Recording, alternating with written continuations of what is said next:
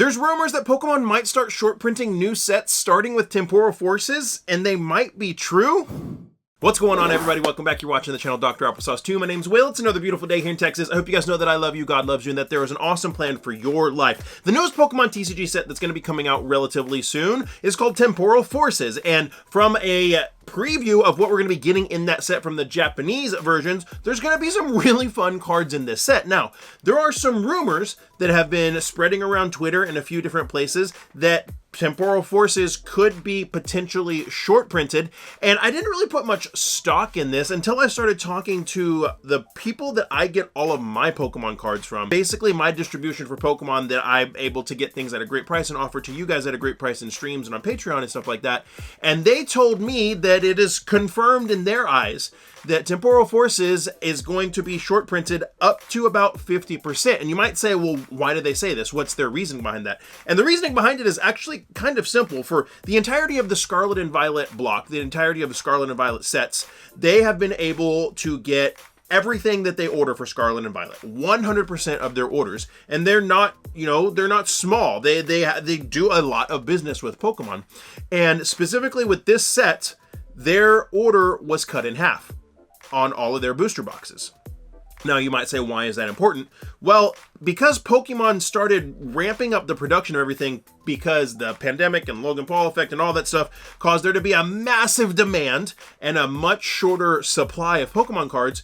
With the release of the Scarlet and Violet block, and even a little bit before that, but specifically with Scarlet and Violet, we saw a massive increase in quantities of these sets being produced, and stores consequently were able to get stuff at basically 100% of what they ordered, and we've seen a drastic drop in prices on almost everything in a lot of these sets. Now, my contact confirmed that they had all of their booster box numbers cut in half of what they were requested, when everything else for the Scarlet and Violet series was given to them, 100% of what they requested.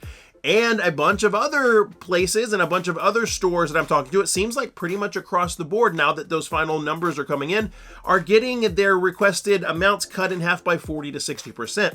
This has not happened with the Scarlet and Violet era. And so I started doing a little bit of digging and looking around at this, and I remembered that Danny Phantom did a video about 3 or 4 weeks ago called FOMO, and upon watching that video, he actually discussed this a little bit, talked about some of the stuff that's going around Twitter, which I gotta say, you gotta be careful with some of these rumors, because there are stores out there that have said this about plenty of sets just to create FOMO in order to be able to sell their pre-orders. So one, you gotta be careful listening to this.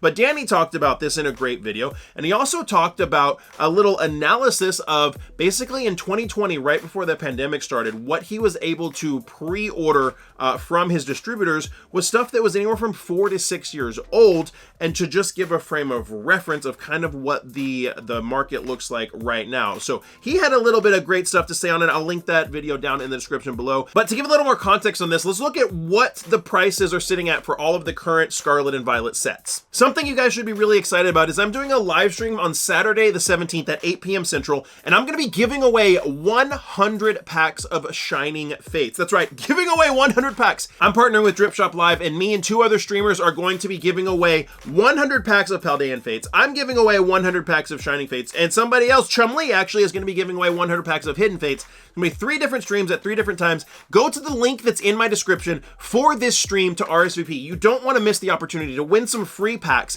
and if you need to create your account for Drip, you will actually get a gifted credit of anywhere from $10 to $250 if you use the link that's in my description for the stream. So make sure to come hang out with us Saturday the 17th at 8 p.m. Central, giving away 100 packs of Shining Fates. Will be live on Drip and YouTube. It is going to be a blast. So for a little bit of context, let's take a look at the Scarlet and Violet era sets that have released and what those prices are currently looking at right now. So the first thing that was to release was the Scarlet and Violet base, the Scarlet and Violet base booster box. That is at a market value right now of under $90, around $85, $87 for that booster box. That is far, far below MSRP. That's even around or even below the cost of most local game stores, which is incredibly low because were so many of this set printed. The next set that came out, Paldea Evolved, is barely doing any better. And what's funny is Paldea Evolved is a fun set. Paldea Evolved has a great card in it. It has the alternate art Iono, but it's sitting at a market price of around 90 bucks, under $95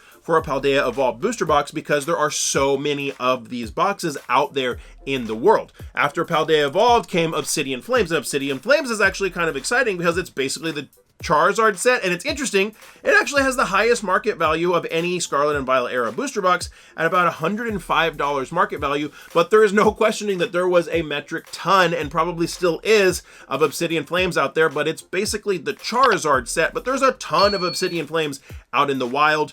This one is doing the best, but at $105 market value, that is still very, very far below MSRP. And the one outlier, and it's not really a big surprise, is the Scarlet and Violet 151 set. There's no booster boxes, but the Elite Trainer boxes are holding up well, around MSRP for an Elite Trainer box, 52 bucks for an Elite Trainer box market value. But you got to kind of understand it's a specialty set, and it has the massive nostalgia vibes of 151. This set was always going to do well, no matter how much they printed of it. There is a lot of it out there, but it's just incredibly nostalgic and too popular for it not to do well. And then we have the most recent Scarlet and Violet set, Paradox Rift, which is around $90 market value per booster box. Again, way, way, way under MSRP, right around, cost-ish of what it, might cost an LGS to actually get one of these boxes. You might say, well, why are we talking about prices of other sets when potentially Temporal Forces could be short printed?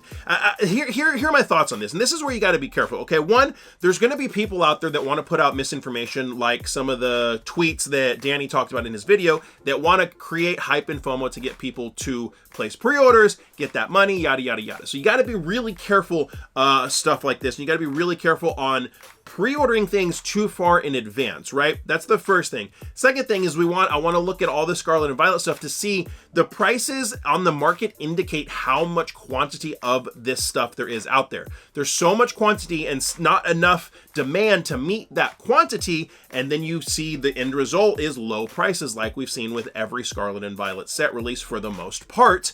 And the reason that's important is because Pokemon is a smart company. Why were there a bunch of sets that had a huge production number? Because Pokemon was correcting. They were correcting to a market that there was way more demand than there was supply. So they started correcting, and now they're at a point where now they're realizing, okay, there's probably more supply than there is demand. Now we need to decrease supply. That's just the natural evolution of a company like Pokemon and how they're doing things. If you look at, I don't know if any of y'all play Magic, but if you look at Wizards of the Coast, they've been doing a very similar type of thing, and they just talked about, I think it was their shareholders meeting with Hasbro, that they plan on reducing the supply of every set moving forward, meaning they've seen, okay, we're too far, now we need to course correct. I think that might be what we're seeing Pokemon do right here. We might see them course correct, and I want to give the caveat, okay?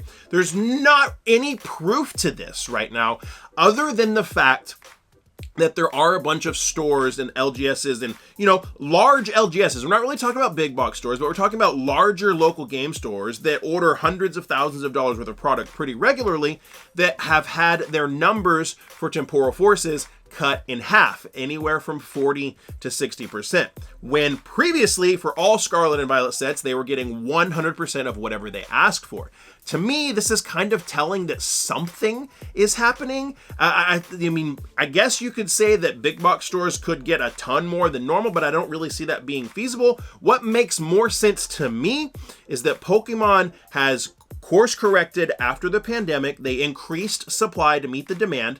The supply has superseded the demand for a little while now. Now Pokemon is going to start slowly course correcting again. We're going to maybe start seeing some slow decreases in amounts of production on the next few sets until we might a couple sets down the line. I say might 20 billion times because I don't want somebody to accuse me of trying to manipulate markets. I'm not doing that, but we might, in a few sets down the road, see a set that doesn't quite have enough printed, and then we're probably going to see Pokemon get to a point, or they're probably attempting to get to a point where they can level out and just kind of be right there where, you know, supply is just outpacing demand a little bit. Pokemon doesn't want to leave money on the table, but at the same time, you don't want your product to look like something that, man, I don't really have to buy it, it'll be cheaper later, and you don't want your stores that support your business to be losing money. So that's something that I think you guys should be keeping an eye on. I'm not saying go out and rush out and pre-order a bunch of Temporal Forces. I'm not saying go and hoard a bunch of Temporal Forces product. I'm saying, like I always say, pay attention. Look at the market, see what happens. I highly doubt Temporal Forces is going to be too terribly hard to get.